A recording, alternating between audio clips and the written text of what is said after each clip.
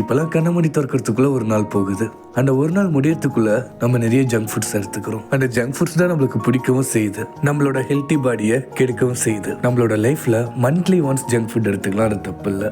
ஆனா weekly 2 or 3 times நம்ம எடுத்துக்கக்கூடிய ஃபுட்டே junk food தான். இப்பெல்லாம் சின்ன குழந்தைங்களுக்கு ஜங்க் ஃபுட் சாப்பிட்றதுனால சுகர் வருது, ஒபிசிட்டி வருது, அசிடிட்டி வருது. இதே போல நிறைய ப்ராப்ளம்ஸ் வந்துகிட்டே தான் இருக்கும். நம்மளோட ஹெல்த் அண்ட் பாடி கண்டிஷன் நம்ம எடுத்துக்கக்கூடிய ஃபுட்டை பொறுத்து தான் இருக்கு. நம்ம எந்த அளவுக்கு நல்ல ஃபுட்டை எடுத்துக்கிறோமோ அந்த அளவுக்கு நம்ம பாடியும் நல்லா இருக்கும். பட் நாமளாம் அதெல்லாம் கேட்க மாட்டோம். ஏன்னா இருக்கிறது ஒரு லைஃப், எவ்வளவு நாள் இருக்க போறேன்னு தெரியாது. இந்த நோடி சந்தோஷமா இருக்கேன்னு வசனம் பேசிட்டு நம்மளோட பாடியை நாமளே கெடுத்துட்டு இருக்கோம். இன்கேஸ் உங்களோட பாடி கெட்டு போச்சுன்னா ஹார்ட் அட்டாக்ல இருந்து எல்லா ப்ராப்ளம்ஸுமே உங்களை தேடி வரும்.